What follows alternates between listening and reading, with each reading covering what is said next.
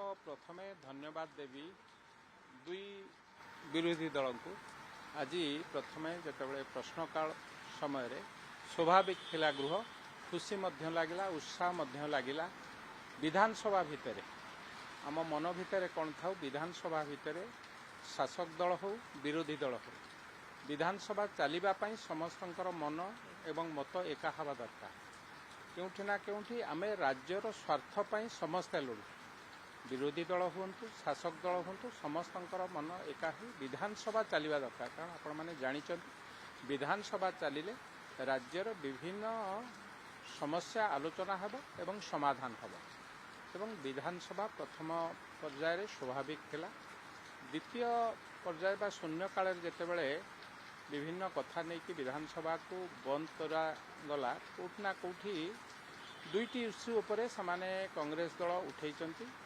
गोटे है बजेट कथा को नहीं मते लगुच संपूर्ण बजेट भितर को कांग्रेस दल जाई नहीं। कांग्रेस दल विगत दिन में देखो जितेबाला ओडिशार विधायक माने कांग्रेस दलर प्रधानमंत्री थिले अनुदान पाई जाइथिले ओडिशा पाई सेतेबाला केउठी ना केउठी कांग्रेस दल प्रधानमंत्री कहिथिले टंका कौन गछरे फळुछि ए कथा को सेतेबाला सारा राज्यवासी की आघात देइथिला। आज जेतेबाला देशर प्रधानमंत्री नरेंद्र मोदी विकसित भारत कथा कहउचंती विकसित ओडिशा कथा कहउचंती ओडिशार अस्मिता कथा कहउचंती ओडिशार स्वाभिमान कथा कहउचंती तेणु बजेट रे निश्चित भावे ओडिशा पाई पर्याप्त परिमाण रे अनुदान आसीबो। ओडिशार डेवलपमेंट केमती हेबो आपण माने समस्त जानिचंती। आगुरु रेलवे बजेट रे ओडिशा पाई केते अर्थ बराद व्यय बराद होउतला आज ओडिशा पाई रेलवे रे केते अर्थ व्यय बराद होउछ।